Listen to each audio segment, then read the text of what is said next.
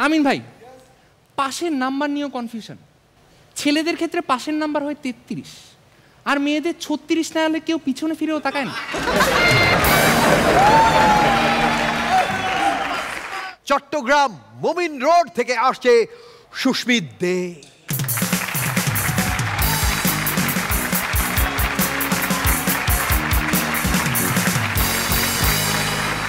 কেমন আছেন সবাই? ভালো ভালো। তো আপনি যেটা বোঝেন না তা যে আমি বুঝি সেটাকে আপনি বোঝেন, আর আপনি যেটা বুঝেন না তা যে আপনি বুঝেন না সেটাও কি আপনি বুঝেন না? এই পুরো ব্যাপারটাকে বলা হয় কি জানেন? কনফিউশন। কনফিউশনের বাংলা কি? কনফিউশনের বাংলা দ্বিধাদ্বন্দ্ব। রাইট? রাইট? হ্যাঁ। না, রং। কনফিউশনের আসল বাংলা হচ্ছে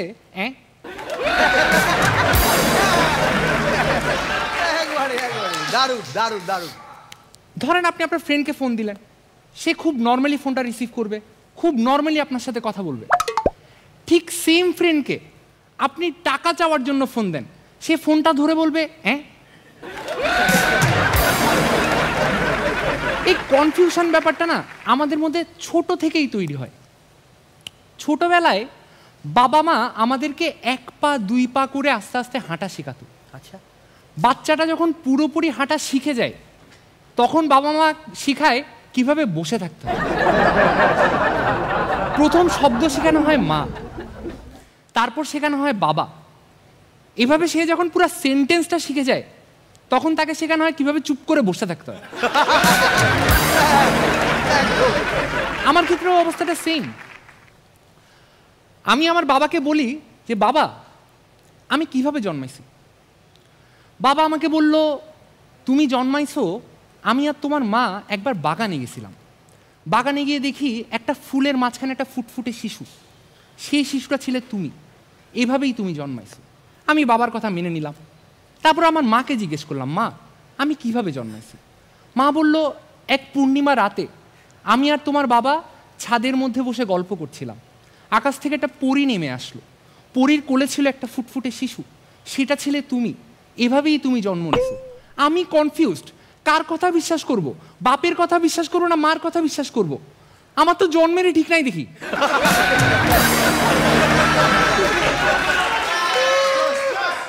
এরপর স্কুলে উঠলাম।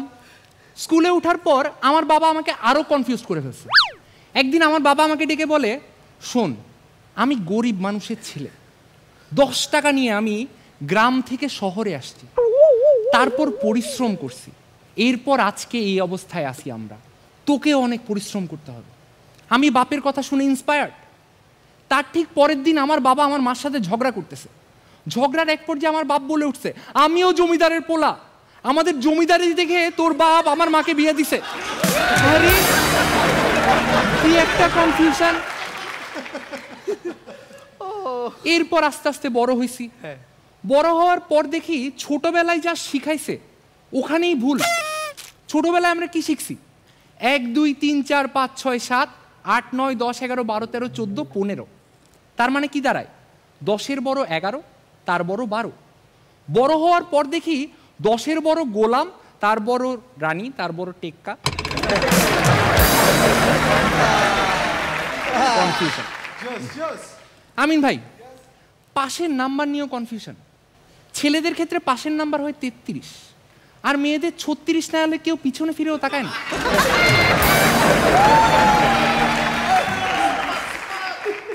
জায়গায় জায়গায় কনফিউশন।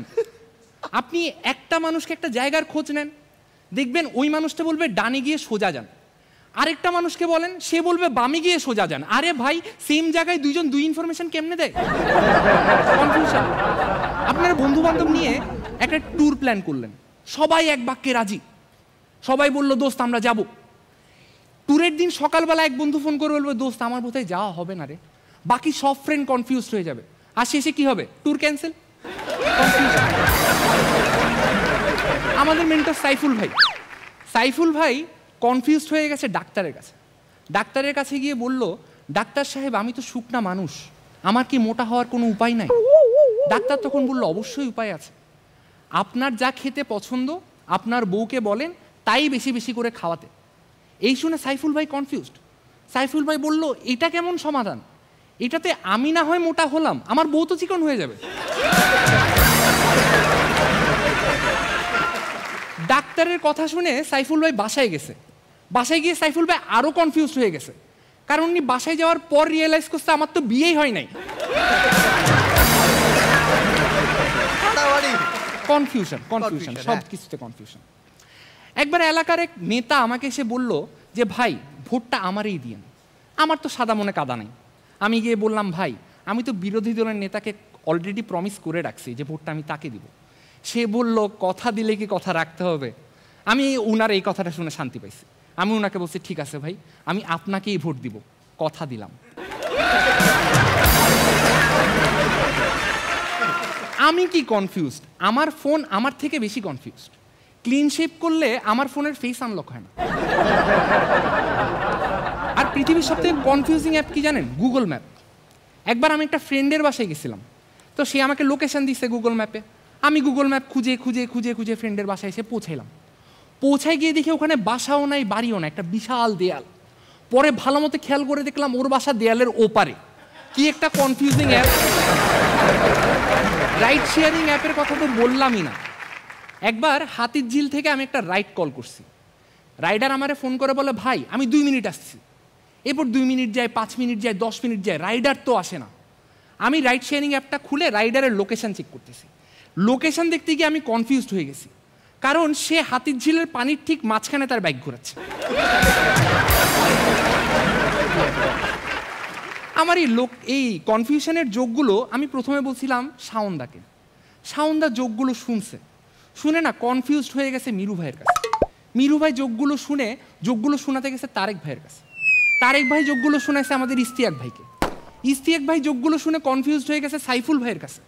আর আমার এই কথা শুনে আপনাদের মনে যা হচ্ছে সেটাও এক ধরনের কনফিউশন।